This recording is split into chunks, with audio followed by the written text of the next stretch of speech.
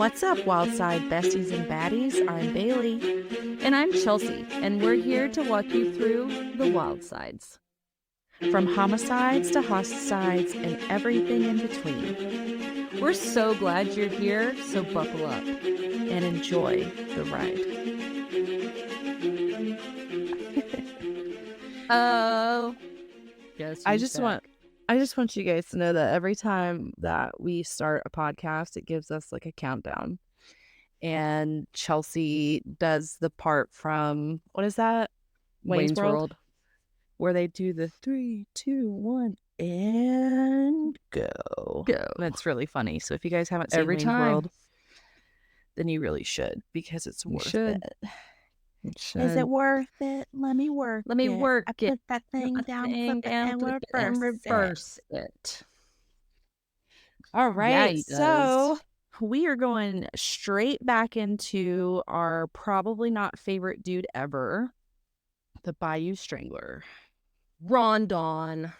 God, I hate this guy. He sucks. God. He's even worse than the dude off of Happy Gilmore, the one who's always like jackass and he fucks everything up. Ronald Dominique's even worse than him. God, I hate this guy. Hate this Ron Dominique. Yeah. Like, did you see his Tommy Hilfiger 1997 polo shirt that he was in all of his criminal pictures? God, no. That guy. It's like gold and maroon and hunter green. Tommy Hilfiger. Stupid ass. I hate this guy. I know. You know, he's one of those guys that when you read through this initially, like part 1, you're like, oh, poor Ronald. No, I do. I do feel bad for Ronald. When the victim count starts going up, you're just like, man, this dude's the worst. He really sucks. He's the worst. And then you walk away from it and you process it. You mull it over and you're like, fuck this dude, man. I hate him. I think I wonder you were a social outcast. I mean, seriously, like, I just hate people who prey on, like, pick somebody your own size.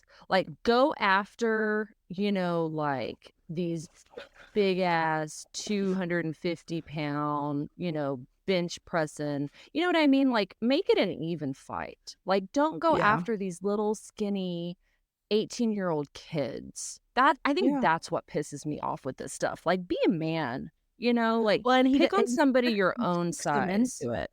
So it's not even like, I know. He just goes straight. He manipulates and he tricks them into it.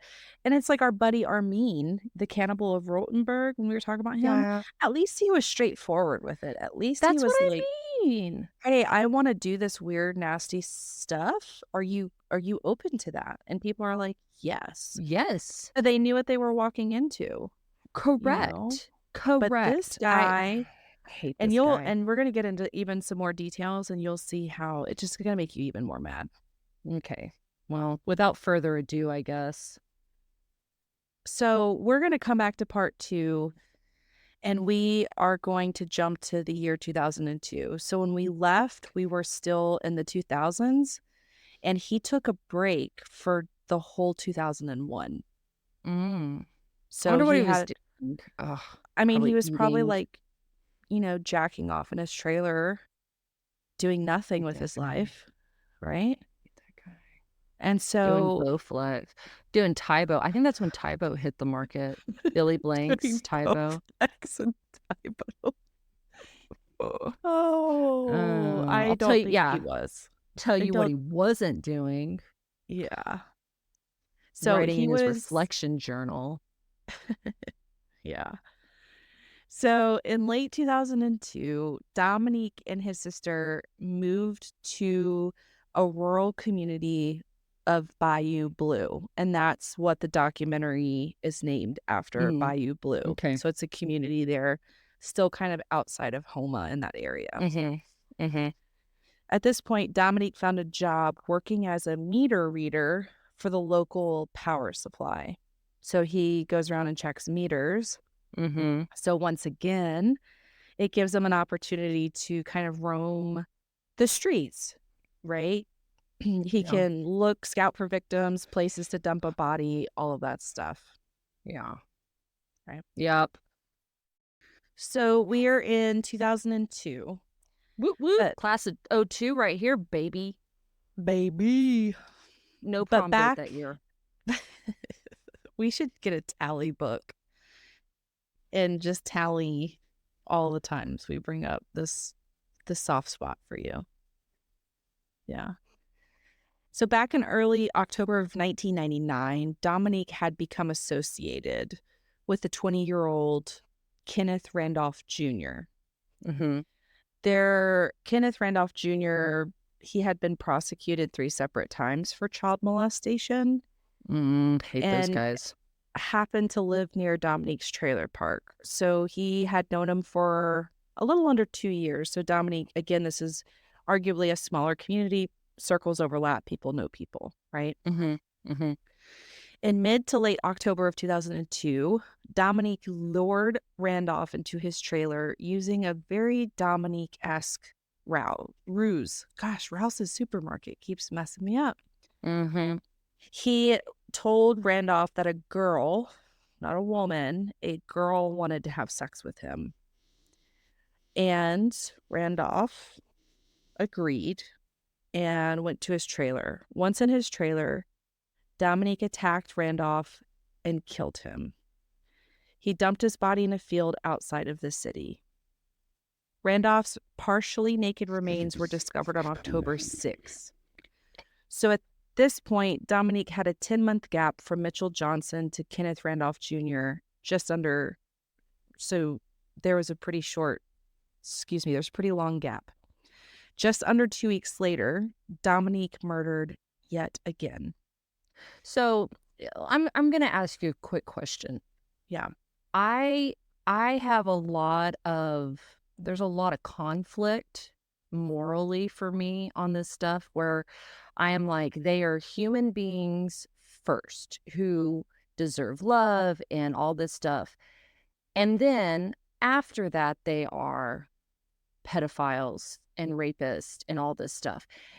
Do you have a little bit do you have a hard time with the people that he's killing, like, especially this last guy, it's like he was sick too. Like, it's like the sick eating the sick. And part of me is like, I don't condone that, but at the same time, I'm glad that he's not on the streets Right. going after little kids anymore. You know what I mean? Like, does that make sense what I'm trying to say? Do you Totally. have that conflict of like, ooh, I hate this so much because I believe that people are valuable. Each individual person is a valuable person. But there is this element of like, but you know what? I'm not fully sad that this person with this deviant behavior is no longer here. Yeah. That's a tough one. I think I said something similar to this in the cannibal episode, where I think that lots of people can be rehabilitated. You Mm-hmm. know, in my job profession, I've worked with offenders.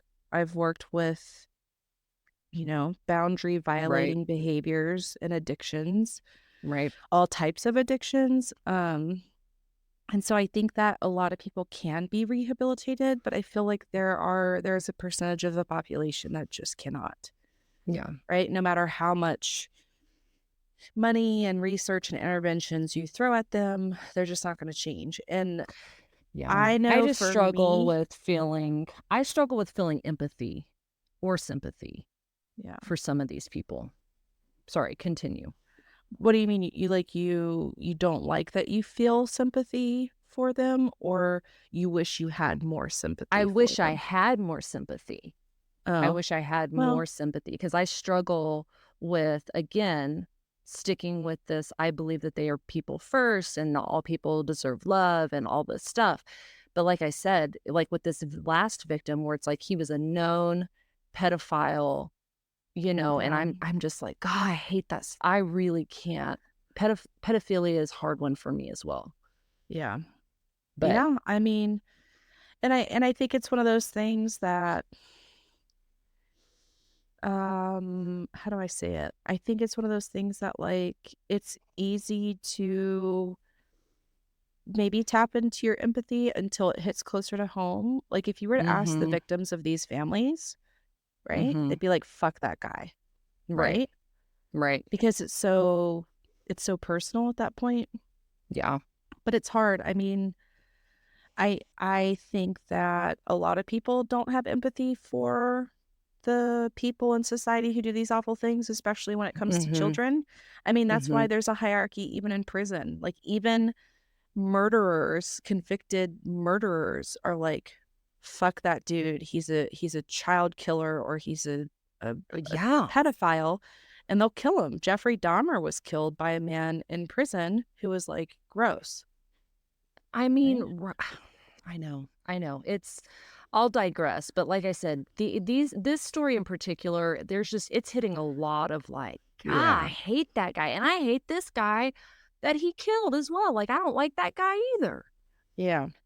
Yeah. So, like I said, once in the trailer, Dominique attacked Randolph and killed him and dumped his body. And Randolph's remains were found partially nude. Okay. Mhm. Just under 2 weeks later, so 2 weeks after killing Kenneth Randolph Jr., Mhm. Dominique murdered again. Okay. On October 12th, 2002, in the late evening, and this one is really sad to me. I mean, they're all really sad, but Mhm. some of the victims' families shared more than other victims' families, and so I Mhm. think you have a little bit more of a personal connection with the ones that give you background. Right. But this victim was 26-year-old Anoka Jones. Jones was minding his own fucking business, riding his bicycle home when he was approached by Dominique. Mhm. Dominique made him a proposition that was financial in nature. So when Jones got home, he put his bicycle inside the house and his girlfriend was home. And he shared with his girlfriend that he was going to hang with some friends. And she didn't really think anything of it. This was Right. the last time she saw Anoka. After Anoka Jones left, he went with Dominique. Dominique brutally attacked him, raped him, and killed him. Jones's body was discovered several hours later under an overpass. So this is one of the victims, like a lot of the victims, that regarded themselves as a heterosexual male. Mhm. And Dominique could read that. He could kind of read if these men were homosexual, maybe bisexual, heterosexual. And so he would change it up depending on what this individual needed. So it's the most predatory mind that you can think of. Yeah. Yes. So Jones was the first victim of Terrebonne Parish. So this is now the fourth parish in which Dominique had murdered and disposed of the bodies. And so it's complicated, right? Because there are so many different parishes involved in sharing Mhm. information. Mhm. Dominique, this guy tended to prey on individuals that struggled with addiction because it would make them more vulnerable, right? So he Right. didn't go after these strapping, stable guys, because as we know, like, addiction really eats away at you. It affects your state of mind, your decision making. Mhm. Most of Dominique's victims were homeless. Many of them were sex workers, struggling with substance abuse issues. In other words, he went after men he felt society wouldn't miss.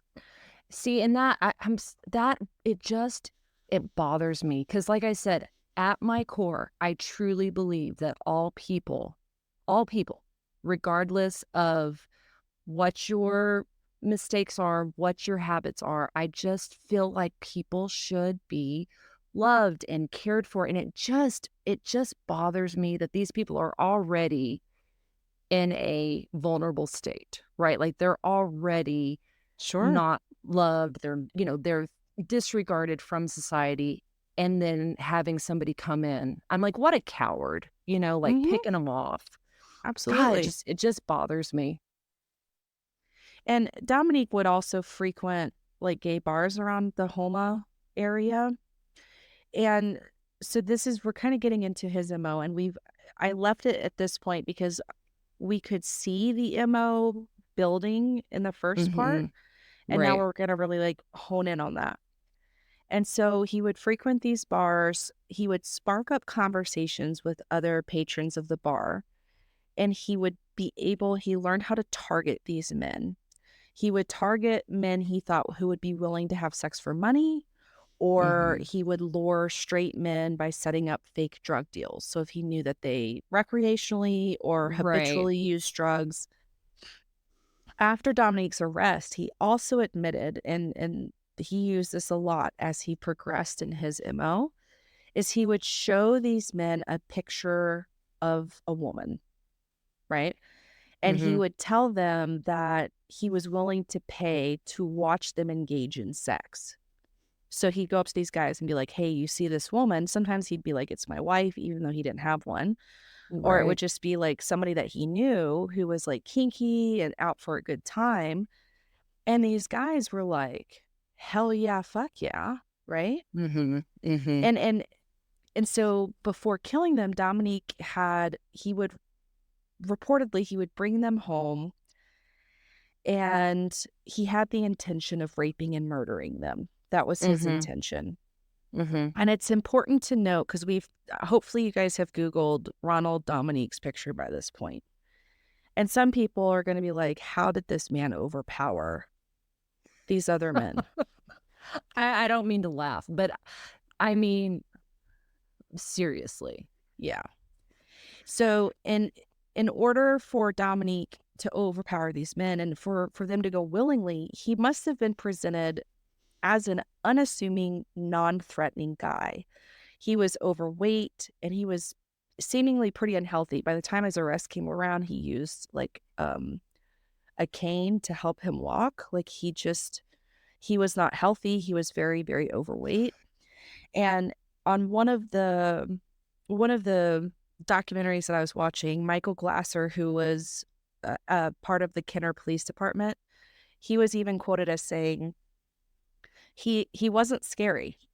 He wouldn't scare anyone. I was kind of taken aback by someone who looked like he did, would be capable of committing all of these offenses that he was accused of. He was the most unthreatening individual I could think of. And I think Dominique used that and weaponized that Right? as an advantage for him against these other men. He seems inoffensive, right? Non-threatening, even meek by many reports from people who knew him, adding that he was just like this normal Joe, this ordinary guy. And a lot of people even said he was a pretty friendly guy, like he liked helping people. So there's like a super Dr. Jekyll and Mr. Hyde with this one, like there is with all of Mm-mm. them, right? Yeah. So Dominique's behaviors and the image he projected to people is not surprising. He was behaving as a sexual predator who wanted to continue exploiting the trust of vulnerable men, period. Mhm. Right. And something you said earlier, Chelsea, that was interesting about, I don't remember exactly what you said, but it was about like connection. And we were talking a little bit about intimacy. According to criminologist Brian Frederick, the only way Dominique could feel intimate with someone else was by, quote, holding them at gunpoint, tying them up, and then forcing himself on them, end quote. Like I this mean, guy didn't. I could think of a couple of different ways that you could maybe, perchance, feel some intimacy, dude. Come on. Well, sure. I mean, I'm not saying that, like, I think that I this know. criminologist, yeah, was just saying, like, in Dominique's brain, that's I how know. he, I don't know, filled his cup of what? Yeah. Connection, power, Right. self-esteem. I mean, whatever the fuck, you know. Most people, like, get their hair cut, you know what I mean? And Yeah. most people, like, go to the fucking gym, or get on some Happy hour. medication. Yeah. Yeah. Talk to a So therapist to create a connection. I don't I know, and it's so easy. We talk about this all the time. It's so easy for us to be like, "Oh, well, what you could do, what I would do." And I think it's because there's just an element that you don't get if you're not a sociopath, if you're not a psychopath. Yeah. If you have a normal functioning brain, Uh-huh. you just don't get it. And to Yep. them, that might have been what he thought was his only option for Yeah, some weird, somehow. twisted way. Yep. Yep, for sure. So, as I mentioned before, after Dominique bribed these unsuspecting victims to his home, he would attempt to tie them up. So, tying them up was a huge part of his MO. I personally think it's about power, and also he wouldn't have been able to overpower them if they were not tied up. Yeah. So, I think it was a necessity for him to go from Right. point A to point B. So, what's really interesting about this is when some of those men refused to allow themselves to be tied up, Dominique would just let them go. He'd let them go. Even at times releasing, like, some of these victims, not the murder victims, but these other men that he lured to, his trailer. If they're like, "Fuck no, dude, you can't tie me up," he would let them go. Isn't that the weirdest thing? I mean, I'm glad he did, but it's so Right. weird. Uh, So Serious, I'm like, I think we're probably going to be like processing this whole thing, unpacking this whole thing for days and weeks to come. Cause I'm just yeah. like, what? Yeah. What? I think that Dominique actually didn't like confrontation, and I know that sounds silly to say because he was such a horrifically, brutally driven serial Yeah. killer that killed 23 people, but I think, like, if I were to walk up to Dominique and I'd be like, "You're a bitch," I don't think that he would engage. I think that he would hang his head, and I Right. think that he would be like, "Yeah, you're right. Like, I'm a piece Yeah. of shit." I don't think he liked confrontation. That's why he used these ruses, tied him Right. up, and then they couldn't confront him. Yeah. No, I 100% agree on that one. It's kind of like, what is your definition of a monster, right? Like, it could be a aggressive, hostile, or it could also be equally monstrous and equally scary, but in a very passive aggressive, Right? right? Like manipulative, you know, is physical abuse or mental abuse worse? You know what I mean? Like, Right. I think they're Mhm. both horrific, except mental doesn't leave, physical bruises on you, but they're Right. both abuse. And so which one are you playing with? And I think Right. he was that latter where it's like you said, as long he was a path of least resistance dude. Yes. Hate Yes. those guys. I just hate I hate know. it. I know. And so after killing these men, as we've heard in a lot of the victims we've covered, Dominique would dump their bodies in sugarcane fields, ditches, small bayous in the southeast Louisiana region, and at this point, he has dumped the victims in 4 different parishes, and then we'll find out that victims were found in St. Charles Parish, Lafourche Parish, Jefferson Parish, Terrebonne Parish, Assumption Parish, and Iberville Parish. Kind of thinking really quick on your description of Ron and the fact that he was very unhealthy, because I'm kind of thinking to myself, like, I've tried to pick up a toddler who was resisting to, like, quote unquote, dead weight. And I'm not saying that morbidly, but I mean, like, when they are not wanting to be picked Yeah. up, right? If they're just resisting being picked up, that is so challenging. So I'm like, how would this guy, you know, physically dump these bodies? And part of me wonders, like, I bet he would just like kick him out of his car, right? Yeah. Or like, that's probably why they were literally just dumped, because he wasn't physical enough He didn't have the to capabilities to hide them, to right. drag them, to dig. I don't think that he had the stamina. Just, do you know how long it takes to stand around and dig a hole big enough to potentially bury, a body? That's a Uh, lot of digging, and it's that's a like lot of digging. anytime I would have to, like, dig a hole for a tree, I'm like, "Shit." I've been doing this for 4 seconds or 12 seconds, and my arms are aching, Right. and that was whenever I was in. Yeah. Yeah. I know. Continue. I don't I feel bad know. for him anymore. I'm not I saying poor know. Ron anymore. I Hate know. that guy. So obviously Dominique he was considered an organized killer with sexual motivations for abductions, rapes, and murders, right? Given the high victim toll, it appears that Dominique also just enjoyed having power over other people and Mhm. over another male. Mhm. And what I put in here, this is not substantiated. I'm not a criminologist, but I think in his mind, he was getting back at the same group of men that rejected him, Oh. right? So I think it's two-part. I think some of it is, like the psychology is that like these men who a lot of them were a part of the LGBTQ kind of community who laughed at me and ostracized me. But I also think Mhm. that it's a Venn diagram, right? And they were Right. also the kind of outcasts of their society as well because they had criminal charges or Correct. addiction. Not all of them, but some of them Right. did, Right. right? Right. Yes, that does make sense. That's a good point. So in 2002, Dominique moved from Thibodaux, Louisiana to the Bayou Blue area of Homa, Okay. which is that's now in Terrebonne Parish in Mhm. southeastern Louisiana, and it's about 16 miles from Thibodaux. So it wasn't a huge geographical relocation. Okay. On February 10th of that year in 2002, Dominique was arrested after he assaulted a woman at a Mardi Gras parade. Hmm. There was this thing that transpired. He got mad and he slapped her. So he had to enter a parish offenders program to avoid standing trial, of course, because he wants to stay under the radar. And he Mhm. completed that program in October of 2002.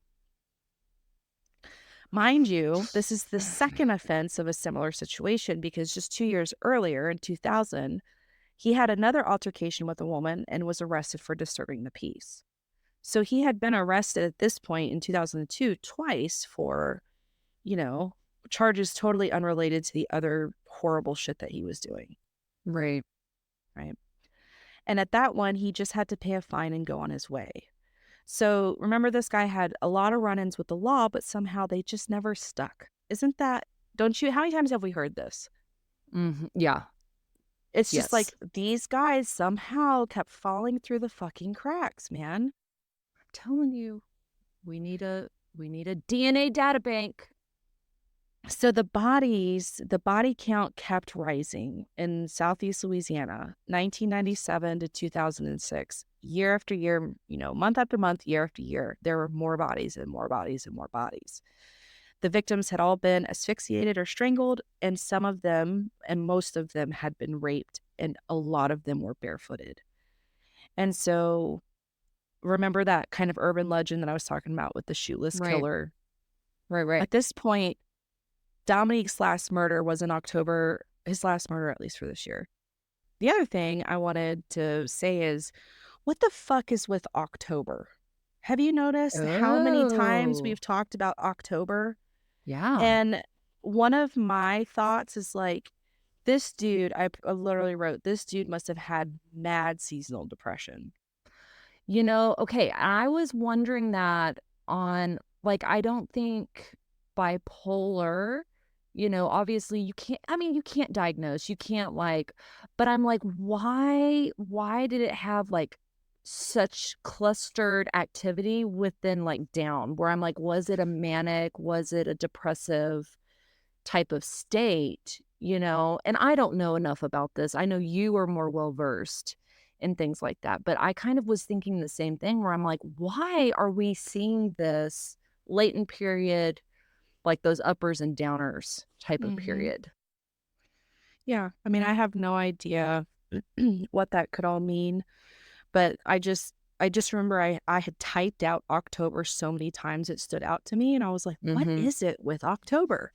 Mhm. October, Mhm. November, and then there's a gap and it's probably the holiday gap and then it goes back to like January and then it's May. Mhm. And maybe one of the things is if you guys have ever been to South Louisiana or South Mississippi during the summer, it's fucking Oh, miserable. Oh, you can't do I'm sorry, but you do not live your best life It is during too those months. hot to do anything. I mean, it really and it's not like hot at 5 o'clock in the morning type of hot, hot at midnight. Like, it Yeah. is 24 hours of unrelenting hot. Yeah. And so I just wonder if, with the cooler weather, because Yeah, October is when it that's starts to true. cool down a little Mhm. bit. I mean, not significantly, but it gets a little bit more bearable. Right. I wonder if that was just if on both sides of the fence, if he got out more and if people were getting out more, right? That's Instead true. of like Yeah. hunkering down in like a shelter or I don't know. Yeah, that's true. So now we're in the year 2003. So 7 months after the murder of Anoka Jones in 2002, Dominique would find we are on victim number 13.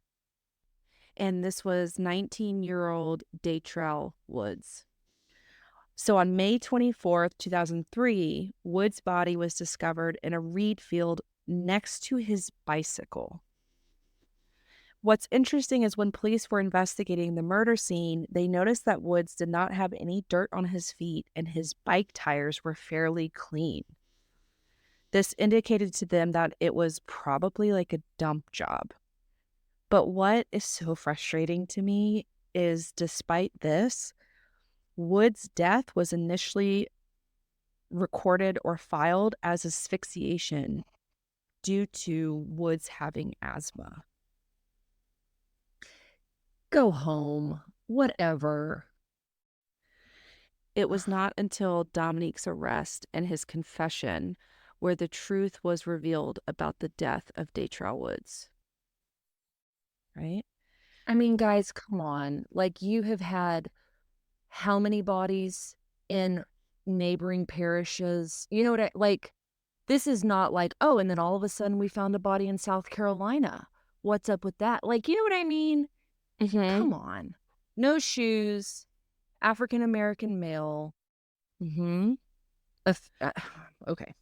Well, I mean, I wrote because of what I just said, I feel many of these victims who are mostly Black men were treated as junkies, petty criminals, or sex workers, and were likely not given the same attention as other victims of ethnic or societal differences, right? Yes. So and that's another reason why I think this whole thing pisses me off because let's look at Ted Bundy, Mm-hmm. right? And Mm-hmm. he killed probably close to the same amount. I can never remember like Mm-hmm. the actual number, but Mm-hmm. those were all like white pretty girls in the 70s and 80s, right? Mm-hmm. And so we're talking about Black men in South Louisiana Mm-hmm. in the late 90s, early 2000s that most of them, not even all of them, but most of them had a history with addiction. They had petty criminal charges on their records and they had turned to sex work for survival, Right. you know? And I think that is the reason. I read somewhere and I should have written it down and I apologize for not doing it, but I read somewhere that there was a journalist who was starting to track this and he was in one of the parishes Mm-hmm. and he offered to like a national coverage provider and they're like, yeah, we're not interested. Like that's not like nationwide gripping news Yeah, because who cares? it's not Be- meeting our narrative, right? Like, yeah, it's not the narrative that we want to present. right. And I'm telling you, that is where I struggle with so much of this. And I've said it, I think, 3 or 4 times already, where I'm like, guys, if you do not view people as every person is a person of value, no matter what your race, your identity, like, you are a person first who should be valued. And then all those things come after that. And I just, I just, it is infuriating to me, like you said, where it's like, yeah, that doesn't fit our narrative. We don't really care to cover these junky African American males, you Yeah. know, sex workers. I just, that really, it just bothers me. Yeah. For sure. And like, when I was watching, again, a lot of these documentaries, they interview some of the victims' family members. Mm-hmm. And I mean, they carried themselves better than I think I would have. And they're just like, how would you feel if your son was depicted a certain way in the news and the narrative? And they're like, and they didn't, like, some of the news stories were saying like, oh, a gay Black man was found murdered. And it was like, and his family would be like, he wasn't even gay. You know what I mean? Like he wasn't even, like, he was married, he had children. And Right. so it was just, and I saw that a lot. I mean, I saw in my research, it was a lot of, and I think half of it is to report, again, going back to the MO, it kind of needs to be identified. Mm-hmm. But some of the reporting was very much just kind of like a labeling. You know what I mean? Yeah, they're okay with sensational news as long as it's on their terms. Like, they're okay with Right. reporting it as that and putting that as the headline if it increases their sales, but actually spending time and, like, investigating and presenting this on a nationwide, to get everybody involved and what the heck is Right. going on. Yeah, it's disgusting to me, but I'll Yeah. digress again. So now we're getting into 2004. In October, once again, in October of 2004, Dominique crossed paths with 46-year-old Larry Matthews. And for this one, he lured him to his trailer by using the promise of them doing drugs. And a lot of the reports that I read is that Dominique would engage in using drugs. Like, he would, like, do cocaine and some things. I don't know if he was an addict himself or if that was just part of his MO of getting these victims. I don't know, and there wasn't a lot of information about that. Yeah. Um, so unfortunately, Matthews agreed to this, and kind of a twist here is Matthews ended up overdosing when they were doing drugs in the trailer. And did that stop Dominique? No. Dominique, so Matthews overdosed. He was unconscious. Dominique proceeds to brutally rape him while he's overdosed Mhm. and then strangles him to death. So once he was done, he dumped Matthews' body 20 miles away from his trailer. It took a little bit longer for Matthews to be identified because, and this just fucking breaks my heart. Like, I have a soft spot for addiction. Like, Mhm. I just love working with people who struggle with addiction. But it took longer for them to find his body because nobody had reported him missing because he was homeless and was a quote unquote drug addict. And I don't mean that as, I mean, he was so far in his addiction that he had probably severed bridges with his families by this Right. point. Right. And so it wasn't unusual for him to be gone for days, weeks, months at a time. Yeah. His identity would later be determined through fingerprints, and Dominique unfortunately bounced back quickly from this one. Mhm. Mhm. Because again, within that same month, this is where Dominique found his first white victim. So Okay. all of them to this point had been Black men, and now this was a white man. And it was 21-year-old Michael Barnett, whose body was found on October 24th, 2004. Similar MO, dumped him. And I couldn't find a lot of information. Like I said, some of the victims I could find a lot of information about, and some of them, they literally just gave me an age and a name. Right. Right. So now we're getting into 2005. So finally, in March of 2005, a task force was created due to the likelihood that a serial killer was active.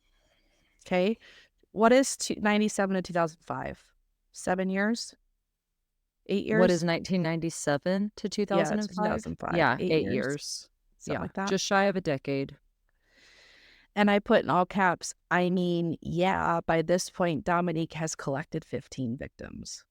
So 15 victims in, and they're like, guys, we should probably start a task force to figure this shit out. I Mhm. also read at some point that like because I don't really know how this stuff works, but that there were parish sheriff departments from different parishes that had Mhm. requested Mhm. additional funding for this, but the state had declined it. So I don't want to Yeah. I don't want to finger point at the actual investigators in these cases because they had to walk through just as much red tape. You know what I mean? Yeah, so that again is the reality of a lot of stuff, right? Where it's like, why don't we make changes? Why don't we implement, laws or changes or protocols? And again, it requires time. And more than that, it requires money, right? Louisiana is not really known for being the richest state in the Right. continental US. Well, and I also think like on this note, I believe that investigators get into this because they have a passion, right? Hmm. Hmm. And are there good and bad ones? Yes, like anybody in any niche of anything. But it Hmm. also probably looks pretty fucking bad to the state of Louisiana to have this white guy going around collecting black victims, right? Absolutely. That is not a good narrative to have for the tourism industry in Southeast Louisiana that's outside of New Orleans. Which is what keeps that area alive. Like that Correct. truly is their bread and butter. Correct. So I think that a lot of times, like, it's easy to blame investigators because we have a face, but Hmm. we forget that there's so much bureaucratic minutia on so many different levels that it's easier to find blame with a face than with this unidentified, entity that's behind the curtains, the Correct. Wizard of Oz, right? Correct. So, this task force was made up of Louisiana State Police, the FBI, so they had finally invited the FBI in, Hmm. and 9 of the South Louisiana Parish Sheriff offices to investigate the murders amongst the parishes. Captain Don Ferret with the Terrebonne Parish Sheriff's Office and Captain David Thornton with the Jefferson Parish Count Sheriff's Office. Man, that's a tongue twister. They were all Hmm. part of this task force, and they were 2 key players in the investigation and eventual arrests of Dominique. Hmm. Hmm. The task force was informed that the victims were homeless men looking for sex work and drug abuse. Hmm. So, same thing. I think we've kind of argued our point on that. Right. The next month, which is now March of 2005, while the task force was hard at work, working across parish lines and trying to identify this urban legend of the shoeless killer, yet another victim was claimed by Dominique. And this was 22-year-old Leon Lorette in February of 2005. Okay. He was literally reported in articles as quote unquote an alcoholic vagrant. And that's what I mean. It's like, ah, so it's so interesting because this area around the Homa area is not too big. A lot of people know each other. This is another overlap of victims that I was talking about earlier. Hmm. Lorette had previously lived with 2 of the other victims, Michael Hmm. Barnett and Anoka Jones. Lorette Oh. was Lorette was even considered a suspect in Jones's murder as he was the last person to see him prior to Jones's disappearance. Huh. Isn't that crazy? That really is. And I wonder if Dominique knew this. Like, part of me is like, this guy can't be that smart, but at the same time, like, I don't Yeah. know. I think he was just, you know, it, it was a smaller, it wasn't like he was in Louisiana, like in New Orleans, New Orleans, yeah, that's true. right? Where there's lots of people coming and going and it's a big tourist attraction. It's a little bit more of a rural community. And it's a smaller community within a small community. Yeah. You know what I mean? hmm 2 months after Lorette's murder, 31-year-old August Watkins was murdered by Ronald Dominique. Ugh. Can I just Okay. also say that I really love the name August? I just think that is the Yeah. coolest. I don't know. There's Yeah. something about that name. I'm just like, I really love the name August. Yeah.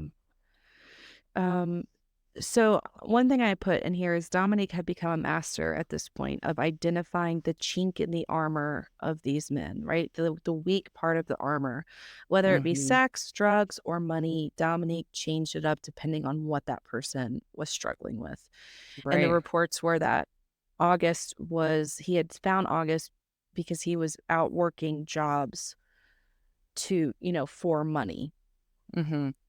Dominique used Watkins' weakness of needing money to lure him to his truck and offer to give him a warm place to sleep.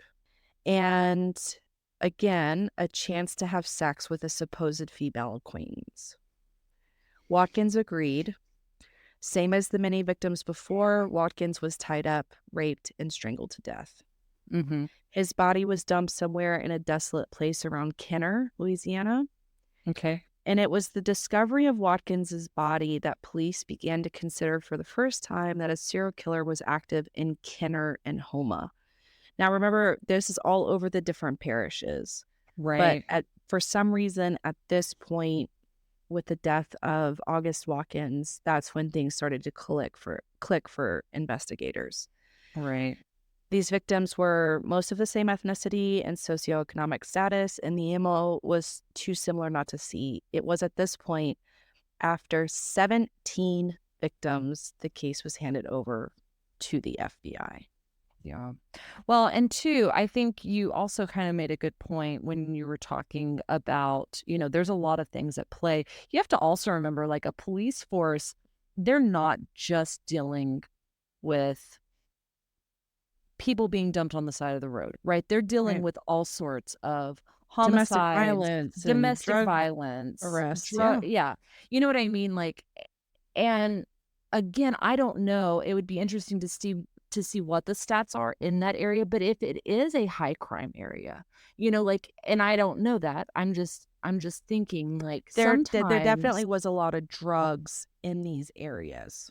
Correct. So looking at an isolated story, if you will. So like this being an isolated case, you have to remember that there's a whole other, everything else is also on top of that. Like you said, domestic Yeah. violence, drug crimes, all happening all at once. So it might not be as easy as we think to say, oh, Oh, I think sure. there's a pattern here.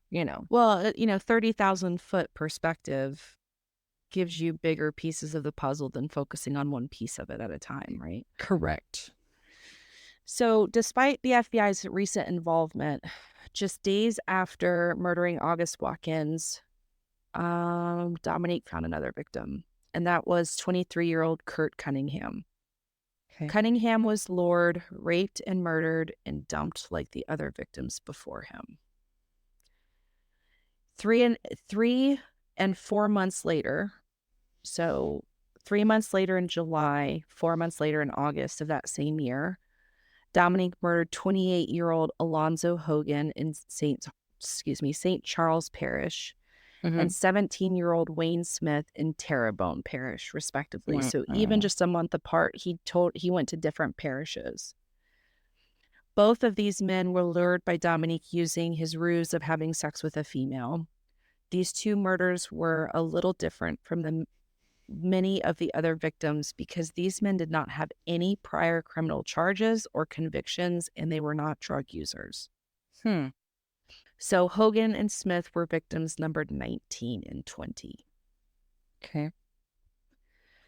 Now, we have gotten to August of 2005, and then I put in here, do you remember what significant thing happened in August of 2005 in the Southeast Louisiana and Mississippi Oh. region? Oh, yeah, that's Hurricane Katrina.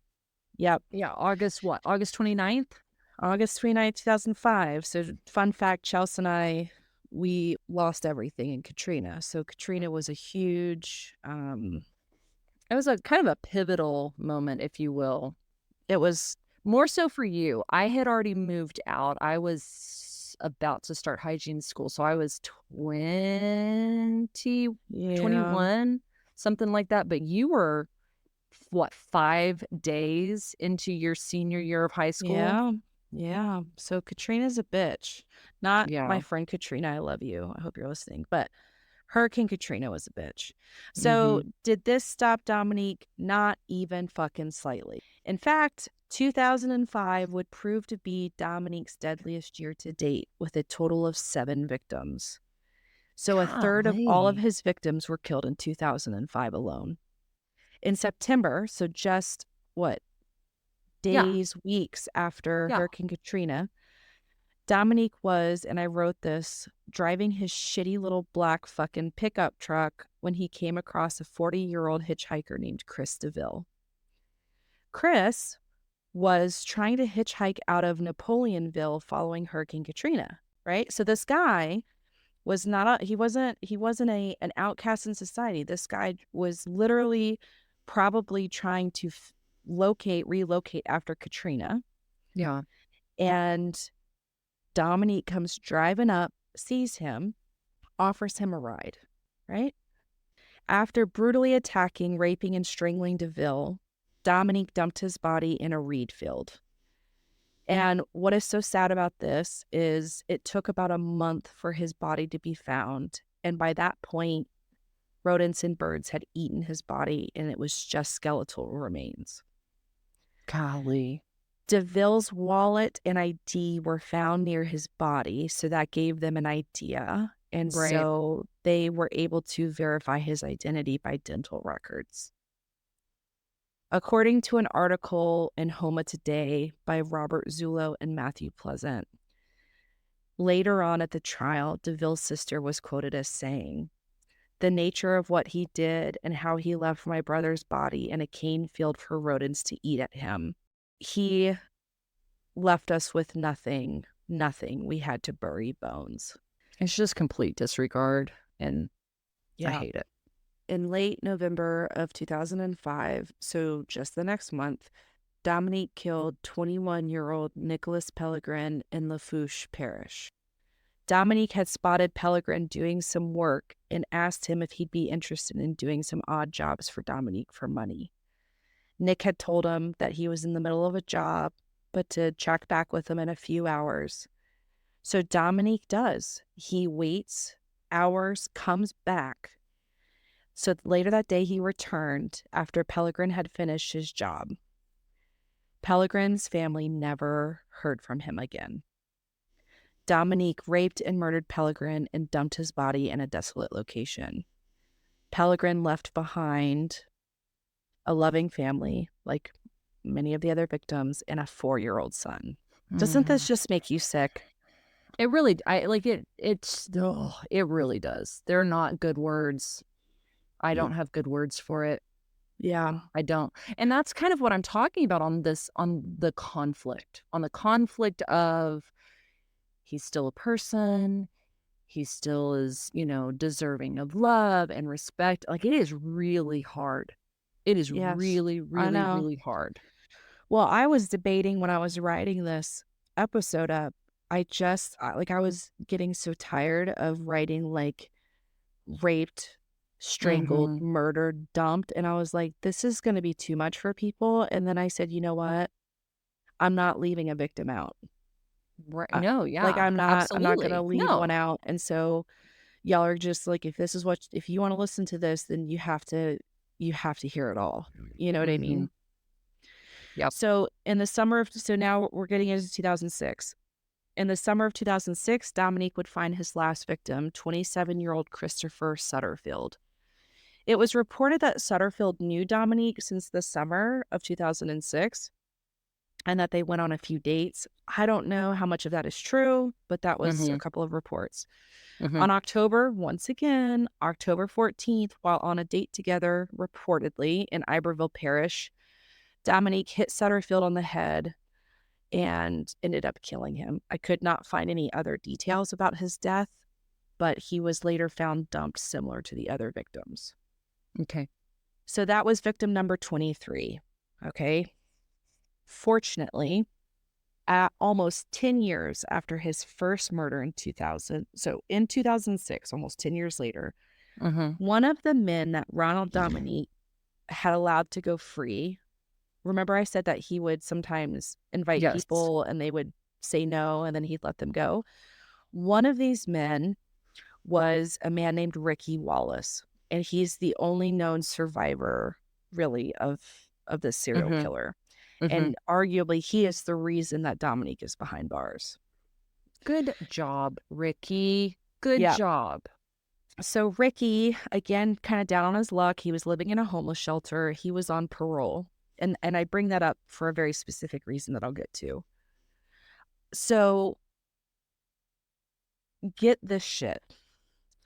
So according to Wallace, Dominique had Wallace was walking down the road one day and he was approached by a black GMC Sonoma, his stupid shitty black pickup trucks. He was approached by Dominique. Wallace reports that Dominique showed him a picture of a woman. Now, this right here is another thing that really fucking pisses me off. It was also identified in a lot of the documentaries and reports that I read that Dominique would sometimes use picture of women he knew. Okay. And so in this specific encounter, he used a picture of his niece. No. And Oh. not only that, but I also learned that adding to his ruse, Dominique would present this proposition, but also add that the woman had a history of sexual abuse and she was the victim of domestic violence and was afraid of men. And that's why he would have to tie the men up. You know what? So we talked about Armin and how I was like, I am so glad that he gets an hour of sunshine a day, that they get to walk him out, right? Like our first Yeah. podcast talking about Armin. You know what? Ronald, I hope you don't get any sunshine. I Mm-hmm. hope you get no sunshine. Yep. So this Hate that man, guy. I know. So this man, Wallace, again, was walking down the street, minding his own fucking business, just trying to do life. And he gets approached by Dominique holding a picture of his fucking niece saying, hey, and he would oftentimes also say, like, it would be a white woman in the picture, and he would say, she wants to have sex with a black man. So, like, that was partly, so, like, he just crosses all of these boundaries, right? Yeah. And so, you know, Wallace, I guess, who maybe initially was like, shit, it's my lucky day. Yeah, I want to like have sex with a woman for, whatever. So he gets in the vehicle with Dominique and drove back to Dominique's trailer. Wallace said that he was told by Dominique that the woman wanted to be tied up, right? Um, but so whenever Wallace stepped into the trailer, it was like his spidey senses kicked in. So he Uh-huh. noticed gay porn magazines all over.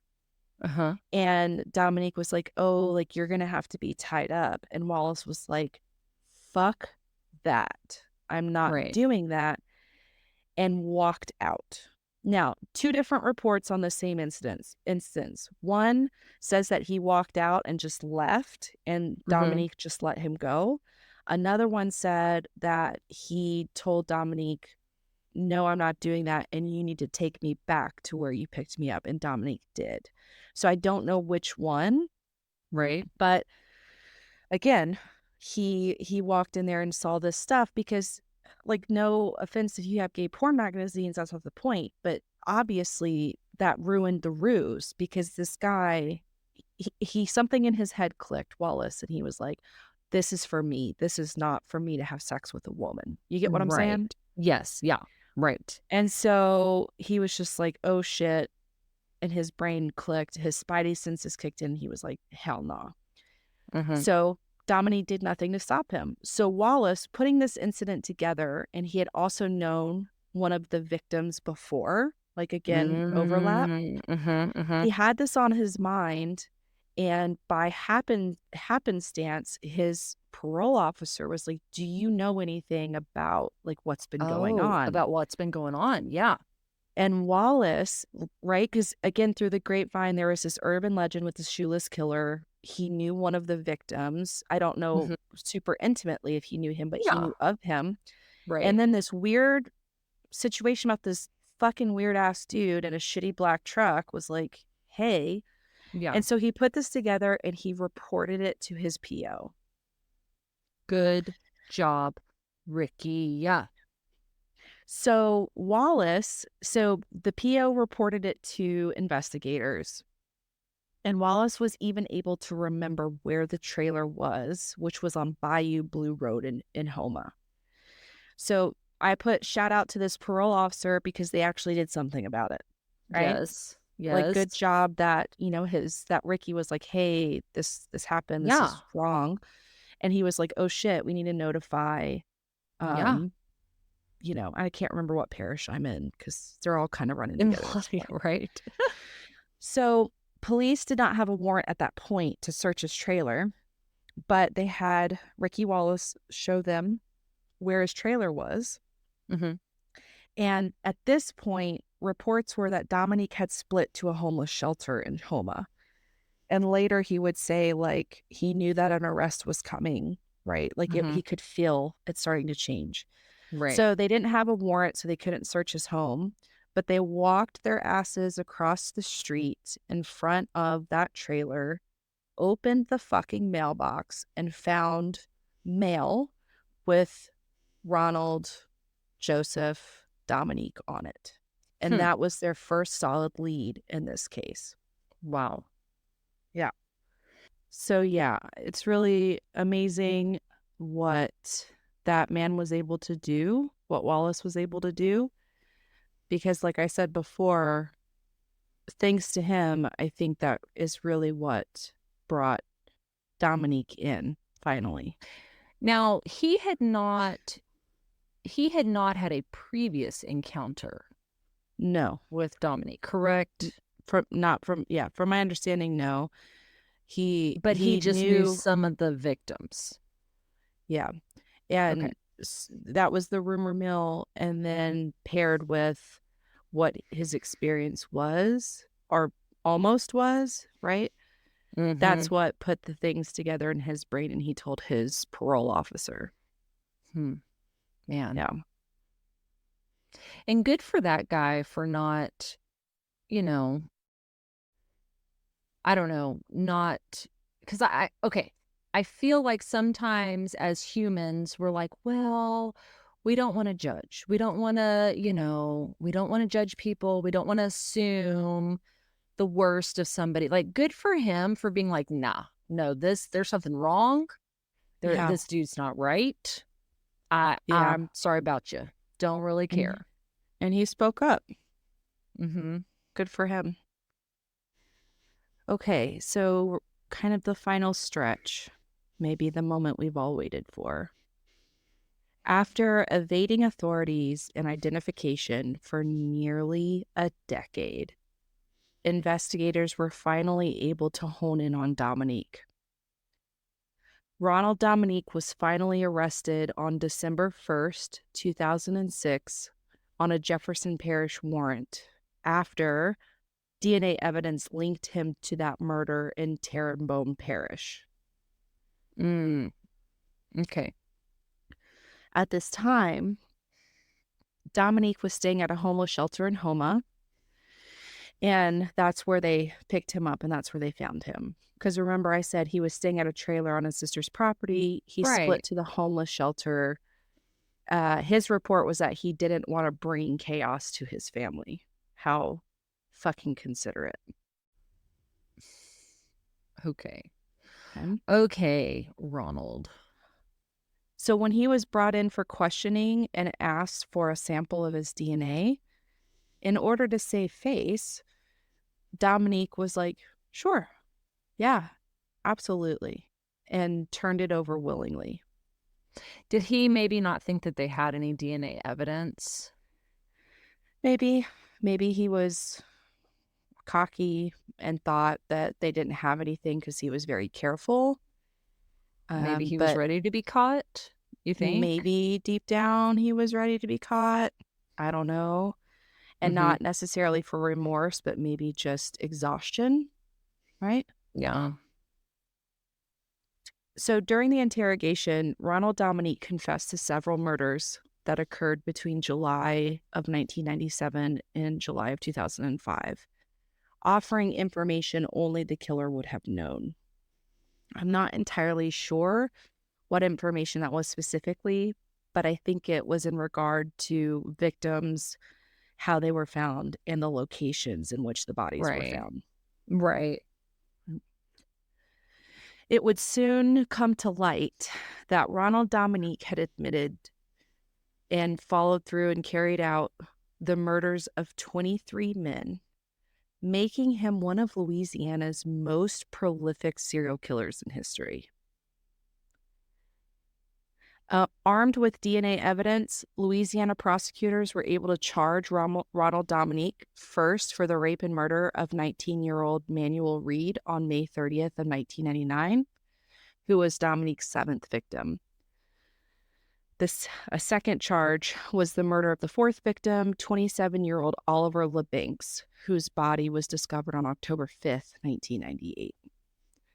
Due to Dominique leaving DNA evidence on these two men, it fortunately set the stage for his demise. So not only did they now have Dominique's confession, but they had DNA tying him to these two murders. Dominique pled guilty to murdering 8 men: Michael Barnett, Kurt Cunningham, Chris DeVille, Alonzo Hogan, Leon Lorette, Nicholas Pellegrin, Wayne Smith, and August Watkins. Not surprisingly, he did plead guilty to first-degree murder in an attempt to avoid the death penalty. Have we talked about this, but do you know that the U.S. is one of the few countries that still allows the death penalty? Didn't know that. Yeah, so it has been, now you can serve life in prison, but there are not very many countries that still execute, if you will. Yeah. Prescribe, what's the word? Rule a death penalty in favor of the death penalty. It was reported that Dominique's guilty pleas were reached after consulting with the families of the 8 victims. So I think a lot of them probably wanted the death penalty, but potentially for information on the other victims and like a full confession, they settled with life in prison as a plea for pleading guilty. Does that make sense?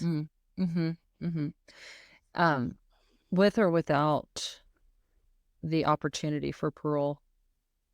Without. Well, without. Yeah. And so on October 23rd, 2008, Ronald Joseph Dominique was sentenced to 8 consecutive life sentences, which he is currently serving at the Louisiana State Penitentiary in Angola. So where he still is to this day. So just as a recap, and I'm going to go through the victims again because I think it's important. So in 1997, 2 victims: 19-year-old David Mitchell and Gary Pierre, 20-year-old Gary Pierre. Victim number 3, 38-year-old Larry Ranson. Victim number 4, Oliver LeBanks. Victim number 5, Joseph Brown, 16 years old. Victim number 6, 18-year-old Bruce Williams. Victim number 7, 21-year-old Manuel Reed.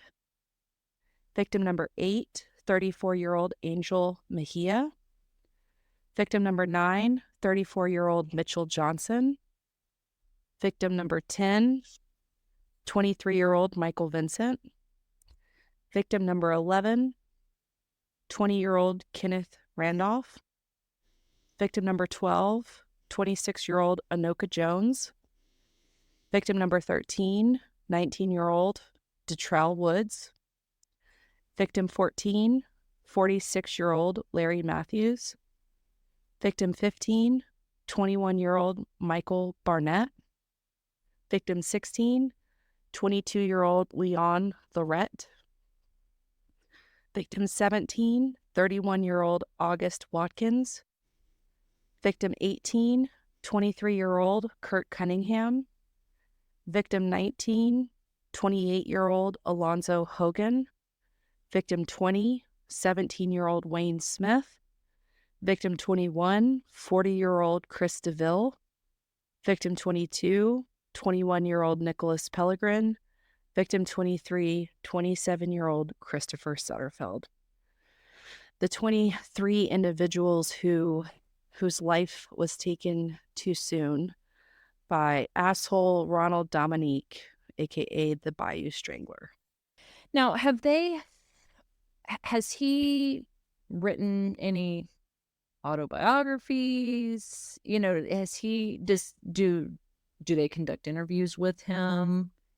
I don't Anything know. that has Not that I've found. He's had. I didn't find any interviews or anything like that. Just some documentaries. like And I also, has he said why? Was there any information as to exactly what was going on? Has he ever made any comments? I don't think so. All I found was that Dominique, during his confessions for just about every one of the victims, it was essentially, I felt in danger for my life, and it was kind of like self-defense, and so I strangled them and I dumped their bodies because I was scared. Oh my gosh. Yeah. So I will attach a picture of the 23 victims of the Ronald Dominique's victims, and I will also attach a picture of Ronald Dominique for, I don't know, so you can look at him and know how easy it would be, I suppose, in my brain, how easy it would be to be able to look at this guy and be like, oh, totally safe, totally fine. You know what I mean? Mm-hmm. He wasn't a one-eyed, one-horn flying purple people eater. Right. You Right. know, so these guys were just like, oh, this dude who's kind of not in good shape, kind of short and squatty, nice, not literally nice, but Right. posing that way. I get it that it's a redundant and rhetorical question, but I just always have to think, like,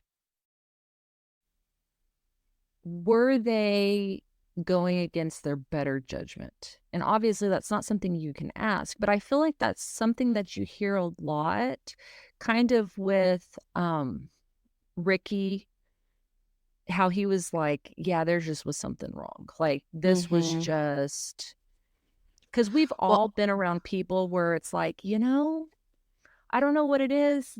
It just doesn't really seem right, or like if their because gut was telling them right that there was danger. I think a couple of thoughts on that. Number one, I don't think that men in our society are really taught that as much as women are. That's true. Right? Because I remember mom having a conversation with me when I was, I don't know, 12, 13. And she was like, if you ever get attacked in public, just go dead weight. Just totally give out and start screaming. And if they threaten that they're going to kill you and your family, they're probably going to do it anyways. Mm-hmm. So just attract as much attention as you can and don't get in any vehicles. Like, die before you get there, because you're going to die anyways. Yeah. Yeah. And I remember her having that conversation. And then the other thing is, we have to remember that some of these victims, I don't have a number, but some of them were actively engaged in drug use, and that shuts down your frontal lobe. Right. And so it shuts down some of your ability to really tap into picking up data subconsciously and saying, this is probably not a good situation. Right. or they were Yeah. desperate, right? Yeah. Yeah, their need to fulfill whatever it was, money for more Or a drugs nice or and a chance to stay in a safe home for a night, like he yeah, offered that exactly. Like once. whatever it was superseded any other red flags that might have been there. And I think Yeah. that's a good I would kind of love to hear almost like open up a forum and just how common is that in your household as far as do you like in our household growing up, it was always like listen to your gut, Mhm. listen to your instinct. Like we both come from parents, both of our parents who were very in tune with the world around them. Yeah. And I just remember talking a lot about this idea, this phenomena of like, I don't know, you got to listen to your gut. You got to listen to your Mhm. instincts. You got to pay attention, pick up on the social cues, like have an eye for that. And like I said, I don't know. That would be interesting for me to find out. Is that a normal thing in a lot of households? Do a lot of people talk about Yeah. intuition and viewing people through a more detailed lens, if that makes sense. Yeah, totally. So, it would be interesting, you guys. Send us an email, you know, post some comments and see what you think about that. And I know that that was a heavy case, and Ronald Dominique is a teenage dirtbag. He really is. There's really not, like I said, I think I've said it a handful of times, like there are really just not adequate words. It just makes me mad on a bunch of different levels. But honestly, I love that we are in a day and age where I feel like we can bring some shed some light on a topic like this, because I think it brings some justice to the families. And I hope hopefully, so. getting some information out there, like maybe by listening to stuff like this, it is now on your radar, right? Like if you're in a social situation where you're just like, yeah, I don't know, this doesn't seem like it's adding up, listen to that. I mean, Mhm. and don't just assume that everybody has your best interest at heart.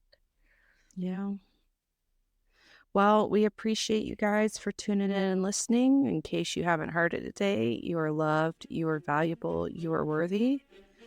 And then hopefully we will Catch you on the flip side. Bye, guys.